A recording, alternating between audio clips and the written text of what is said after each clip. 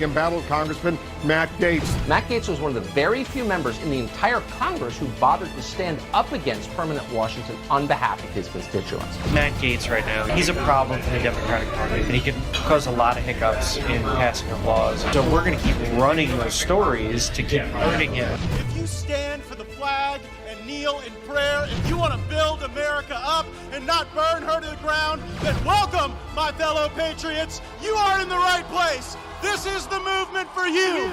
You ever watch this guy on television? It's like a machine. Matt Gaetz. I'm a canceled man in some corners of the internet. Many days I'm a marked man in Congress, a wanted man by the deep state. They aren't really coming for me. They're coming for you. I'm just in the way.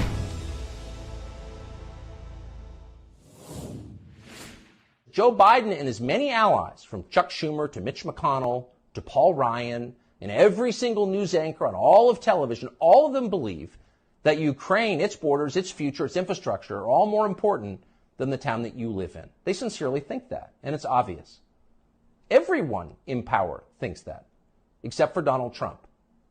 Whatever else you say about him, Trump is the one guy with an actual shot at becoming president who dissents from Washington's long-standing pointless war agenda. And for that one fact, they're trying to take Trump out before you can vote for him. And that should upset you more than anything that's happened in American politics in your lifetime. We are live. That was, of course, Tucker Carlson on Twitter, really framing up the battle that rages on in Washington, D.C. against the neoconservatives and the globalists. And our instrument to fight back against that certainly was President Trump during his time in office, could be President Trump again. And the big news today, President Trump releasing on Truth Social a statement indicating that he expects an arrest and indictment in the January 6th matter. I'm reading now from the statement from President Trump in part. Horrifying news for our country was given to me by my attorneys. Deranged Jack Smith, the prosecutor with Joe Biden's DOJ, sent a letter, again, it was Sunday night, stating that I am a target of the January 6th grand jury investigation and giving me a very short 4 days to report to the grand jury, which almost always means an arrest and indictment.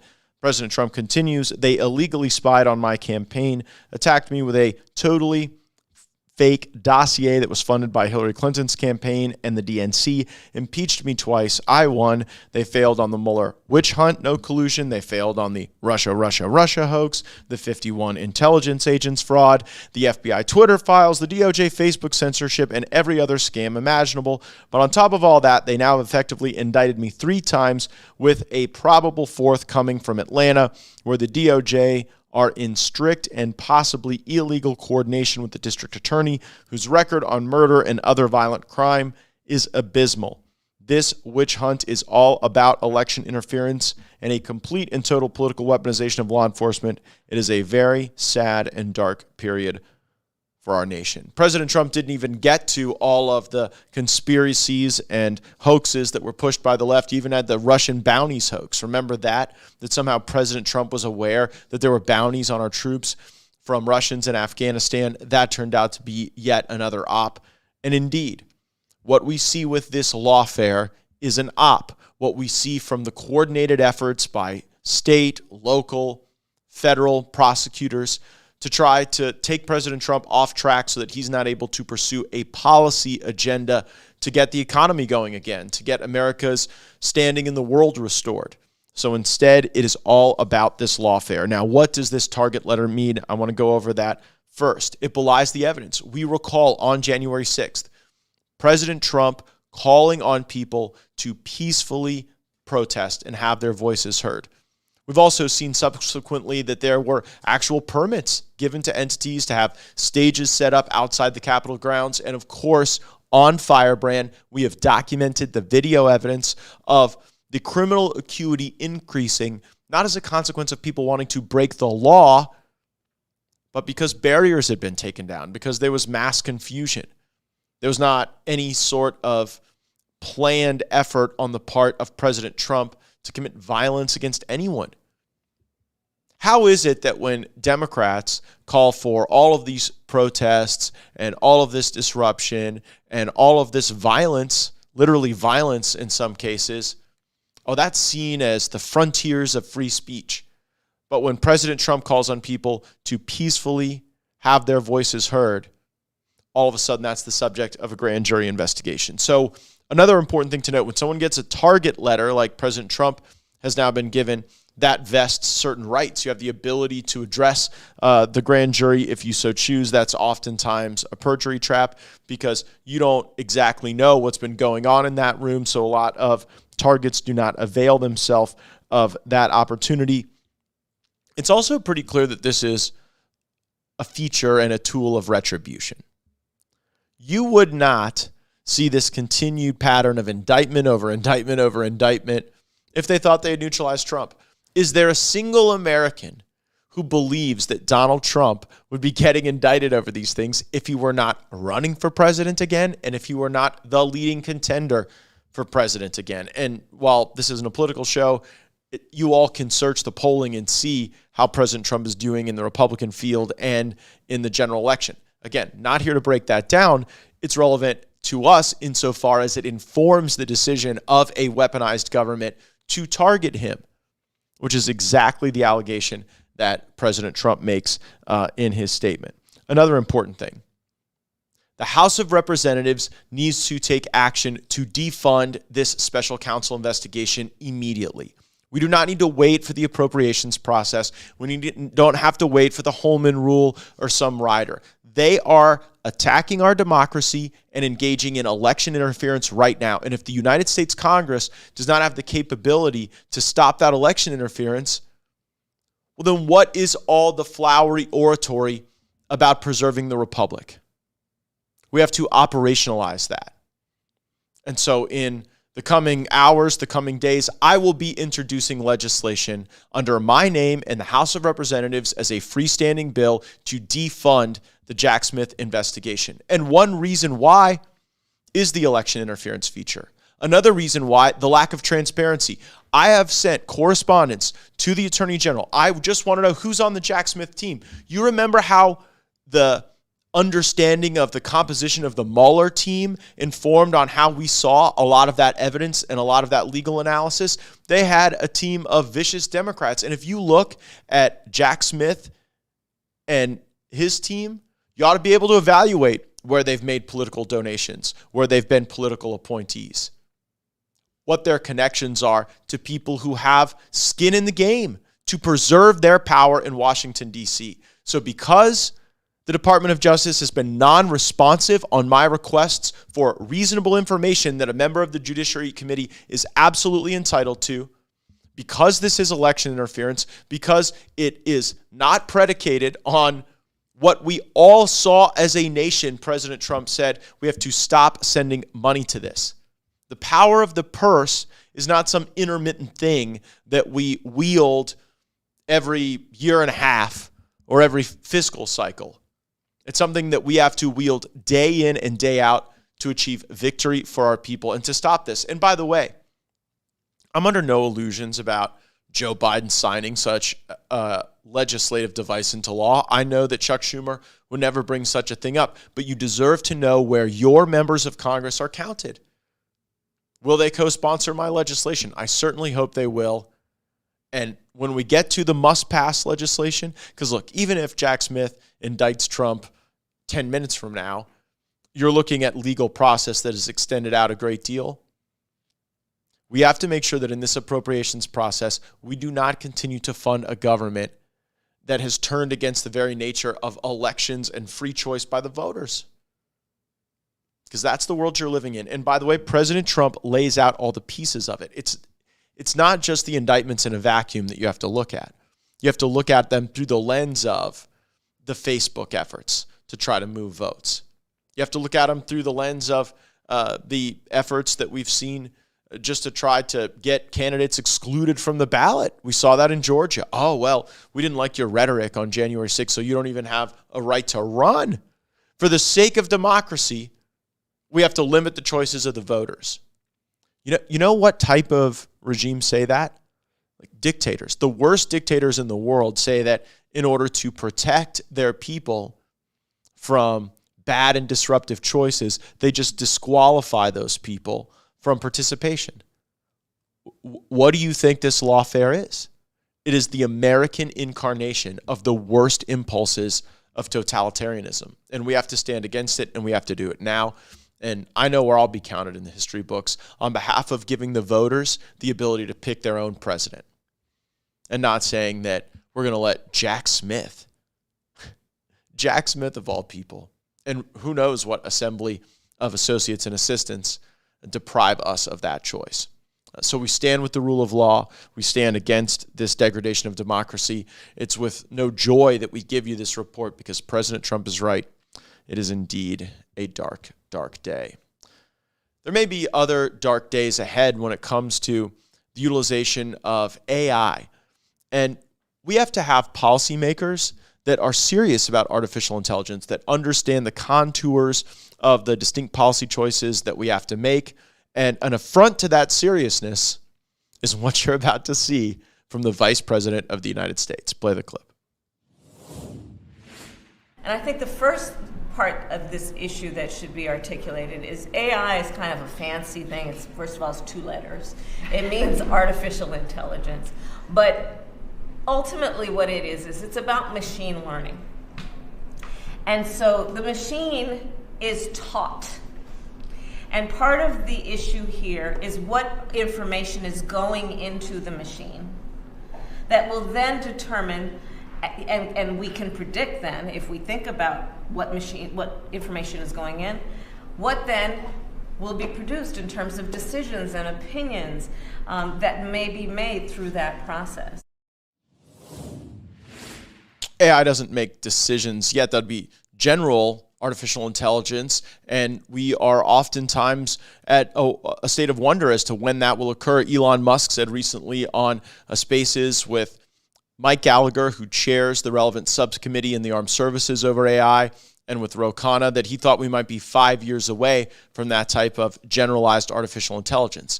But artificial intelligence and machine learning aren't the same thing. And we ought to have discussions with the public and with serious people about how various exquisite data sets play into the ability for AI models to be able to generate helpful, instructive, destructive work product in a variety of ways. So just today, I've stepped out of a really important subcommittee hearing where we had some of the world leaders on artificial intelligence talking about the intersection of AI and our military policy. And unlike the Vice President, we had a very serious discussion about this point. And I'm telling you, if you aren't thinking about AI in every aspect of where the economy is moving, where foreign policy is moving, where kinetic conflict is moving, where soft power can be extended, then you're not getting the full picture. This is not just the next technology. It could indeed be the last technology. We are going through these serious issues. I want to bring you in the room to the Armed Services Committee just moments ago on artificial intelligence. Play the clip. Mr. Wang, thank you for bringing into sharp relief the extent to which we have to think about all of these weapon systems that we have in contested environments as data collections platforms, almost primarily when it comes to integration with AI. And I took great interest in your call to the committee that, we not waste that exquisite data that is being collected. What advice would you have for the committee about shaping some sort of access or utilization regime for the data that we are currently wasting? I think this is one of the most important things that we can do to set up America for decades and decades of leadership in military use of AI. Right now, a lot of this data goes onto hard drives, and what ends up happening are the hard drives are either overwritten with new information, so the old data gets deleted effectively and lost, or these hard drives go into sort of closets or places where they never see the light of day. So first is instrumenting the data to sort of flow into one central data repository. The CDAO has a legislative mandate to do so and set up a central data repository for the DoD. So I think that's of critical importance. And then this is a whole of DoD issue. Every service, every group, every program needs to be thinking about how can they all of the data that their programs are collecting and that are being generated within their purview, how can they ensure that all of these data flow through into one central data repository and then are prepared and tagged and labeled for AI-ready use down the line? And it would seem as though under the normal construct of a mission set, someone might reasonably be stovepiped away from the broader utilization of some of that data. So it almost seems like something that is an appendage to a mission set. Very hard to weave it in, because as you're collecting data in contested environments, it could be for all kind of reasons and all kind of help. I wonder aloud, what will be commoditized first? The processing capability on some of these platforms, or the data itself? Well, I think you're right that this is, data is a new asset for this new regime of AI warfare. Data truly is the ammunition that will power, our future efforts in the military. So, it is a new paradigm to think about data as a key and central resource versus, as you mentioned, an appendage that is sort of doesn't feel particularly critical to the future operation of our programs. Yeah, we do all kind of domestic policy, military policy around who can access rare earth minerals, who can access various forms of energy, and I wonder if in the future a nation state's access to exquisite data sets that have been properly stored and collected are viewed just as precious. I also wanted to reflect on the smartest hour I ever spent, and it was listening to Elon Musk with our chair and ranking member discuss some of these issues, and I would encourage anyone watching this who has an interest in the issue. Hard to find a conversation on the internet with a higher average IQ across the board than that one.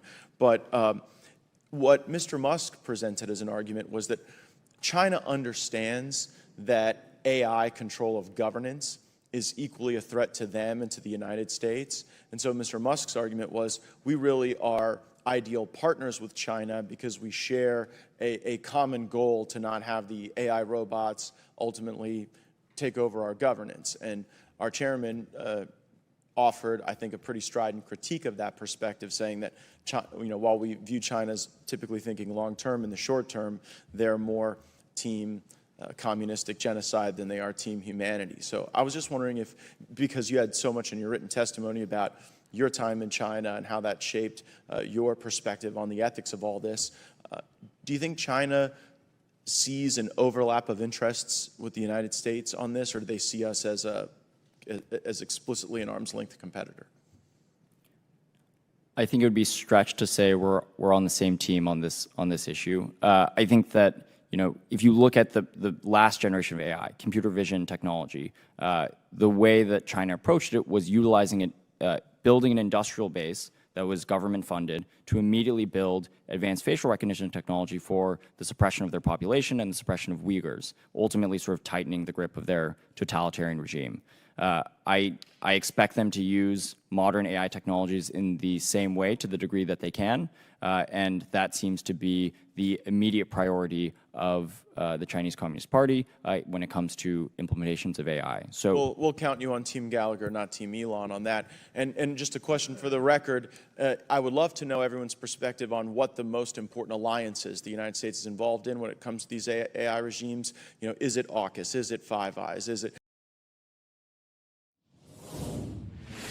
All right, we are back live. We had a lot of folks cheerleading for the Five Eyes alliances, the AUKUS alliances.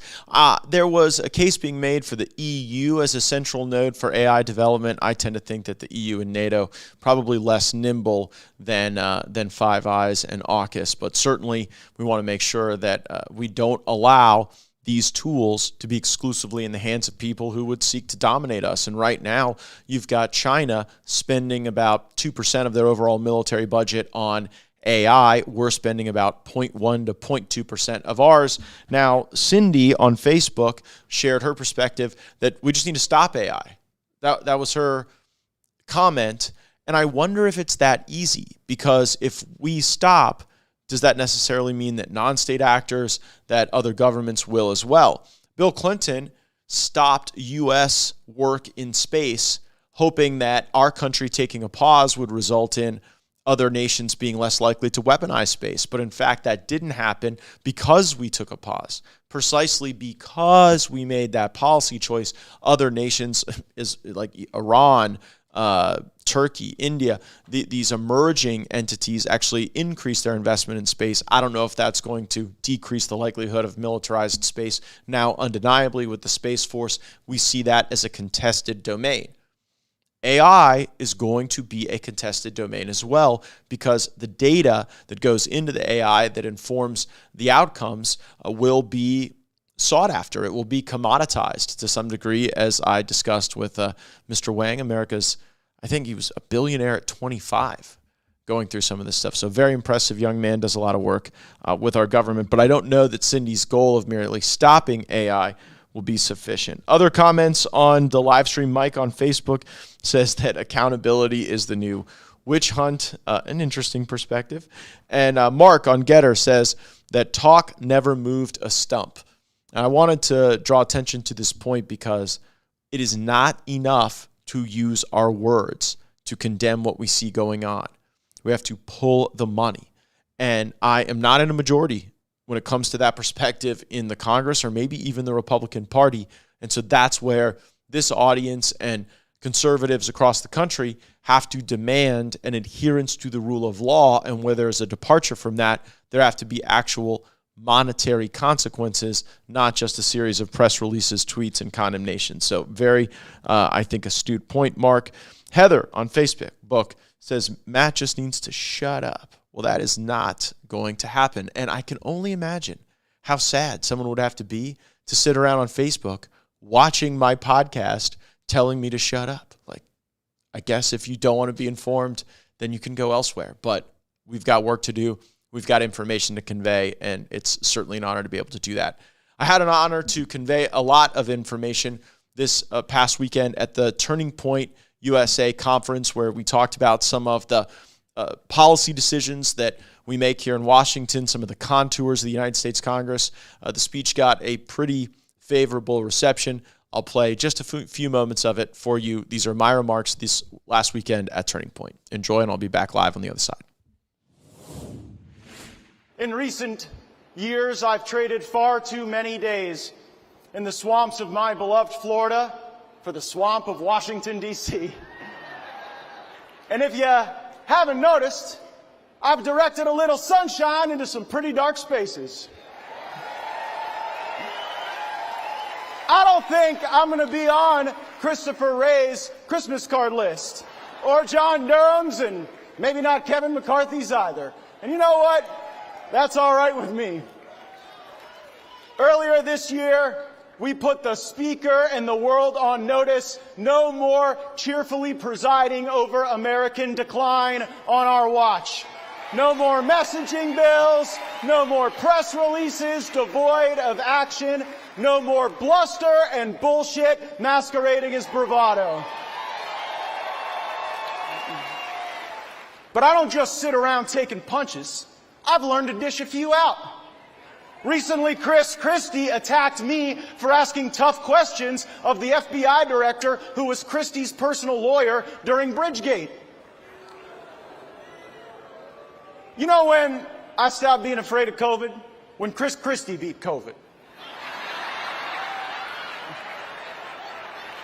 Almost nobody's going to get beat by Chris Christie in the upcoming, Chris Christie's not going to beat that many people in the upcoming election. So if he beat COVID, there wasn't anything. I was out in karaoke bars the very next day. Joe Biden just activated 3,000 reservists. Sleepy Joe, who promised us that he was going to be like the national sedative, is now exporting cluster munitions to Ukraine. We are still demining cluster munitions in Laos 50 years later. It's a terrible thing. A president who most days cannot find his pants should not be able to sleepwalk the United States of America into a war with a nuclear power. There's this big online debate raging right now, and I just want to settle as one true north for the nature of truth itself. Margot Robbie is not mid. A 10 is a 10, even with Common Core math. God's love does not halt For the limitations of man and God's reach does not stop at the schoolhouse gates. In the coming days, I will introduce a national prayer in school law so that in every classroom in America, there will be time for students to pray if they choose.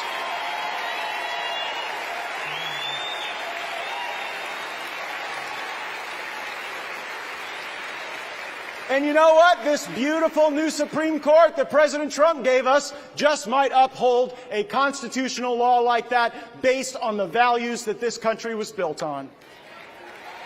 This is not the Lincoln Douglas Debating Society or the neighborhood civility brunch. This is a fight to save the greatest country that has ever existed. And so here is my charge to all of you, to all of my colleagues in the Congress. Join the ranks of the Firebrands or get out of our way.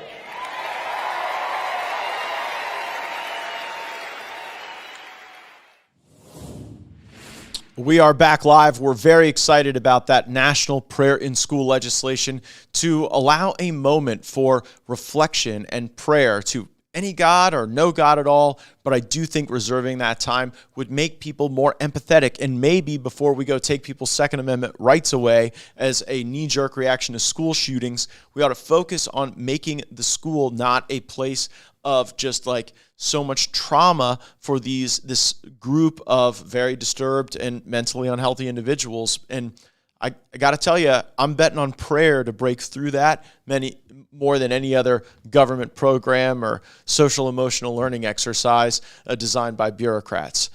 Give me the social emotional learning designed by God, and I think that can have a great impact on people and a positive impact, and hopefully it can be a unifying thing. And we did have jurisprudence out of this Supreme Court about prayer in school. They did allow a coach to be able to go and pray at the 50-yard line, followed by students at the end of a high school football game. So we can trace some of the analysis there we've got out of the Trump court and unlock possibilities for us to be better humans and certainly better servants of God. And we should all aspire to that. A lot of feedback on the live stream. Somebody's inviting me to New Jersey to run for Congress. You may not know this, but I'm currently banned from New Jersey by your governor. He said that I'm no longer welcome there. So I think I'll stay a Florida man. And on YouTube, there was an interesting comment that the only thing that they thought Chris Christie could beat would be a buffet. Savage, absolutely savage. It is certainly a day of a lot of reactions here on Capitol Hill. I've talked to a number of my colleagues about this statement from President Trump that he expects yet another arrest and indictment in the Jack Smith matter. I think this is among the most political, most ridiculous, because we have the evidence that President Trump was calling for a patriotic, peaceful protest, permitted even in some cases by some groups that wanted to host an audience outside the Capitol grounds. Don't forget that whistleblower testimony that I brought forward indicating that one of the reasons why evidence couldn't even be shared within the FBI is because the FBI field office was acknowledging the involvement of federal government assets on January 6th. And we still don't have the answer to those questions. We shouldn't have Americans who were not violent, who never intended to break a law, in some state of potential prison or peril when it's our own federal government that hasn't been fulsome and forthcoming when we have asked important questions. So we will stay on that, just like we will stay on the matter that seems to be destabilizing to the upcoming presidential election and the lawfare there appended to. I wanted to end the show today on a more lighthearted note. Yesterday, my wife Ginger and I went to an event at the UK Embassy where they had a Barbie party. As you might imagine, it was Ginger's choice to go there, and we watched the Barbie movie, and my wife had the spiciest take on the Barbie movie. So I'm going to give you the @LuckyGinger, which is my wife's Twitter handle, take on this matter. She says, quote, "Thinking about watching the Barbie movie? I'd recommend sticking to getting outfit inspiration and skipping the theater. Here's why. The Barbie I grew up with was a representation of limitless possibilities, embracing diverse characters and feminine empowerment. The 2023 Barbie movie, unfortunately, neglects to address any notion of faith or family and tries to normalize the idea that men and women cannot collaborate positively. Yuck. Ginger lists the pros of the Barbie movie are Margot Robbie's performance, I would agree there, the stunning costume design, and the amazing soundtrack. The cons include the unfortunate portrayal of big dreams causing anxiety instead of inspiration, disappointingly low tea from Ken, and the unfair treatment of pregnant Barbie Midge. Ginger says, I really wanted to enjoy it, but I ended up feeling let down. At American Girl, please don't take notes on this one. A savage hot take from my wife, Ginger, and I will just say I agree with her on that point. Make sure that you are subscribed to the podcast, whether it's through a viewing or a listening platform. Give us a 5-star rating. Help share our content with more of the normies. We got a country to save. Let's go get them. Roll the credits.